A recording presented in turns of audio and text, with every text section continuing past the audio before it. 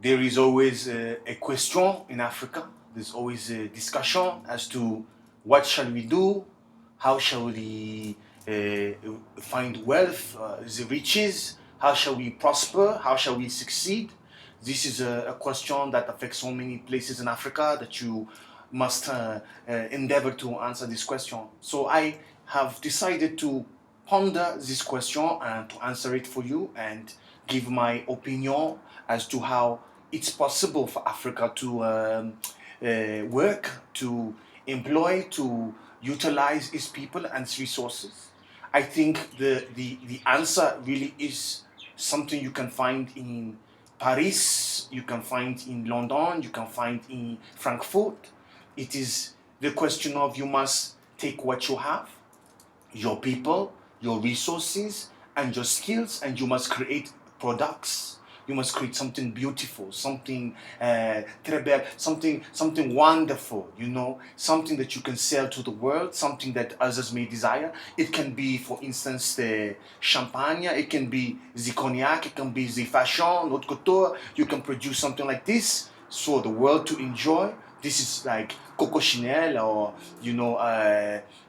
Donna Karen, or you must produce these kind of brands that you sell to the world. Every woman in the planet is desiring a pair of heels of red bottom from Christian Louboutin. Why?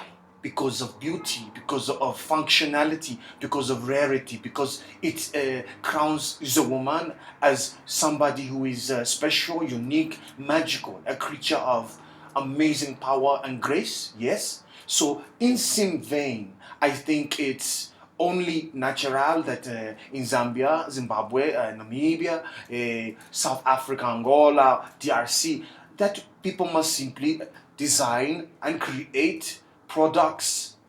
They must start to, they must start to love the textures, the colors, the products, the materials of their space, and not ask the question of what can I do to make money, but what can I do to make people desire something that makes people want to have this thing that I am making, so that they can pay me in euros, in pounds, in US dollars, in any currency you can imagine. For instance, if you are making high class, high end heels in Botswana or Zimbabwe and you sell to the world, this is millions of dollars, if not billions. This big market, there is so much that can be done.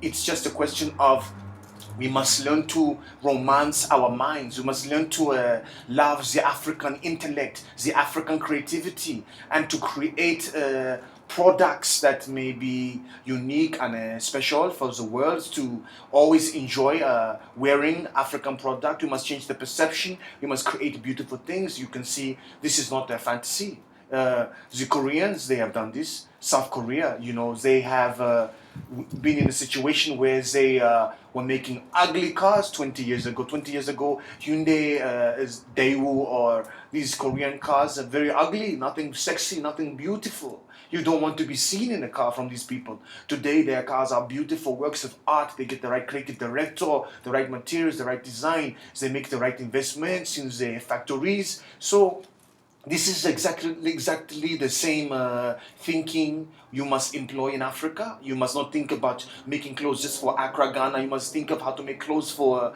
Johannesburg, for Cape Town, for Lusaka, for Cairo, for Paris, for London, Atlanta, Mexico City. You must think of the world. This is how the French they're thinking. How do I sell my perfume in Shanghai, Beijing, Tokyo, Johannesburg? There's Johannesburg. There is a Louis Vuitton store. It's a French brand, but it is selling to South Africans, yes? So why can you not have South Africans selling to French in the French capital or in London in a good store? And nothing can stop you from charging the highest price. I mean, think about Ghanaian chocolate or Ivory Coast or something like this. They grow cocoa, but it is the Swiss that are making the chocolates. They are giving the world the beautiful deliciousness that is making so much money for them, for Nestle and other brands. The same way you can create African chocolate house that can sell chocolate to the world, but they don't do this. What is stopping you? You have the same hands, you have the same intellect, the same potential as human beings, as everybody else. You're not different from the Frenchman, you're not different from the American, you're not different from the Japanese man, you are the same potential. So what stop you from making chocolate that you can sell to Johannesburg, you can sell to Indonesia? Nothing. It's just imagination.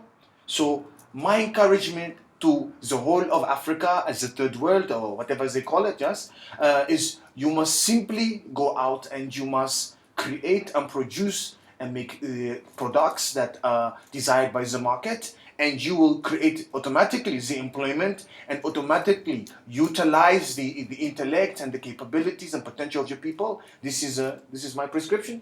This is what I think can be done.